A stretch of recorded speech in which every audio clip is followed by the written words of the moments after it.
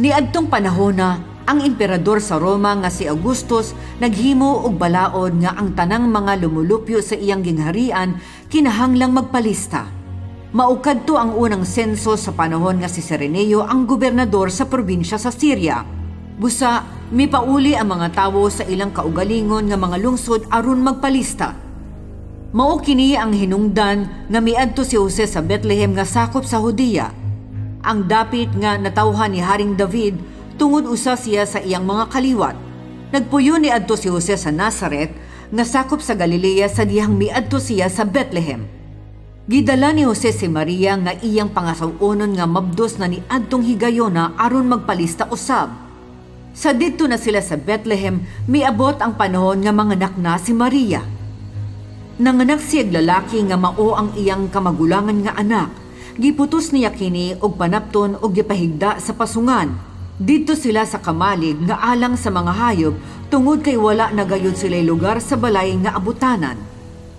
Duol sa lungsod sa Bethlehem, may mga magbalantay sa mga karnero nga nagtukaw sa pagbantay sa ilang mga karnero didto sa sabsaban.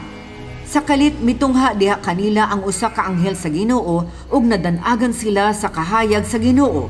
Nangahadlok gayud sila. Apan miingon ang anghel, "Ayaw kamog kahadlok, tungod kay aniya ako aron sa pagsulti kaninyo sa maayong balita nga makahatag og dakong kalipay sa tanang mga katawhan. Kay didto sa lungsod ni Haring David, nataw karon ang inyong manluluwas, siya mao ang Ginoo nga gipili sa Dios nga maoy maghari. Mao kini ang timailhan sa akong gisulti. Makita ninyo ang bata nga giputos sa panapton ug nagahigda sa pasungan." Pagkahuman og sulti sa anghel, sa kalit lang nagpakita ang daghang kaayong mga anghel ug miduyog kaniya sa pagdayeg sa Dios. Miingon sila, "Dalaygon ang Dios sa langit, may kalinaw na dinhi sa yuta sa mga tawo nga iyang gikahimutan." Sa dihang maibalik na ang mga anghel didto sa langit, nag-ing nanay ang mga magbalantay sa mga karnero. "Tana, mangadto kita sa Bethlehem ug atong tan-awon kining nahitabo nga gisugilon sa Ginoo kanato." Busa, nagdali sila sa pag-adto sa Bethlehem ug ilang nakita si Maria ug si Jose ug ang bata nga nagahigda sa pasungan. Ug ilang gisulti ang giingon sa anghel mahitungod sa bata.